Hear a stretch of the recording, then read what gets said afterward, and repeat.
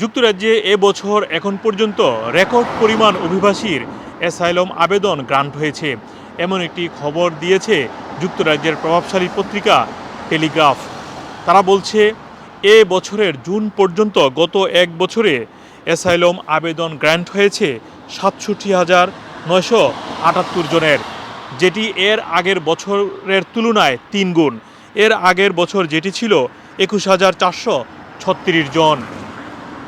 এছাড়াও খবরে বলা হয়েছে গত 40 বছরের রেকর্ড যদি চেক করা হয়, মানে রেকর্ড অনুযায়ী সর্বোচ্চ পর্যায়ে উঠে এসেছে এই অ্যাসাইলাম আবেদন গ্র্যান্টের দিক দিয়ে। এখানে উল্লেখ করা হয়েছে একটি বিষয়, আপনারা জানেন গত সরকার যেটি কনজারভেটিভ সরকার ছিল, তারা গত কয়েক বছর বিশেষ করে এই অ্যাসাইলাম নিয়ে রুয়ান্ডা পলিসি সহ নানা পলিসির কারণে প্রচুর পরিমাণে ব্যাকলগ তৈরি হয়েছিল। তাই ধারণা করা হচ্ছে ব্যাকলগ কমানোর জন্য বর্তমান সরকার দ্রুত সময়ে এই অ্যাসাইলাম যারা আবেদন করেছেন সেটির ফলাফল দেওয়ার চেষ্টা করছেন, এই কারণেই এটি বেড়েছে ধারণা করেছে।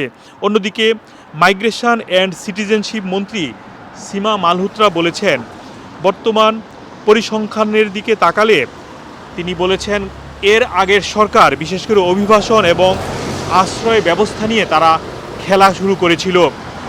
এজন্যই বিশৃঙ্খলা পরিস্থিতি তৈরি হয় 2019 সালে এবং সর্বোচ্চ পরিমাণ ব্যাকলগ তৈরি হয় ওই সময়। তবে বর্তমান লেবার সরকার এই যে অভিবাসন যেটি ব্যাকলগ তৈরি হয়েছিল সেটি নিয়ন্ত্রণের সর্বোচ্চ চেষ্টা চালিয়ে যাচ্ছে। এ কারণেই দ্রুত সময়ে অনেক ফলাফল আসছে, বিশেষ করে অ্যাসাইলামের ক্ষেত্রে। তবে shadow home secretary James Cleverly দাবি করেছেন ধীরে ধীরে অভিবাসন নীতি নিয়ন্ত্রণে আসছে, মানে অভিবাসন নিয়মগুলো নিয়ন্ত্রণে আসছে এবং এটি আগের সরকারেরই একটি সুফল বলে তিনি দাবি করছেন। তবে বর্তমান লেবার সরকার তারা দাবি করছে তাদের যেই ব্যাকলগ তৈরি হয়েছিল গত কয়েক বছরে সেটি তারা নিয়ন্ত্রণ করতে দ্রুত সময়ে ফলাফল দিতে হচ্ছে এবং আবেদনগুলো খতিয়ে দেখা হচ্ছে এবং এই কারণে সর্বোচ্চ পরিমাণে যেটি বলেছিলাম আপনাদেরকে প্রায় 67,978টি অ্যাসাইলাম আবেদন গ্র্যান্ট করা হয়েছে। আপনারা জানেন গত কয়েক বছর ধরেই বিশেষ করে অ্যাসাইলাম আবেদন যারা করেছেন সেটি নিয়ে কনজারভেটিভ সরকার একটি রুয়ান্ডা পলিসি তৈরি করেছিল, যেখানে বলা হয়েছিল যারা অবৈধভাবে যুক্তরাজ্যে এসে প্রবেশ করবেন তাদেরকে রুয়ান্ডা পাঠিয়ে দেওয়া হবে। তবে এটি কার্যকর করতে পারেনি গত সরকার। অন্যদিকে বর্তমান যে সরকার লেবার ক্ষমতায় এসেছে তারাও অভিবাসন নীতিতে কঠোর রয়েছে।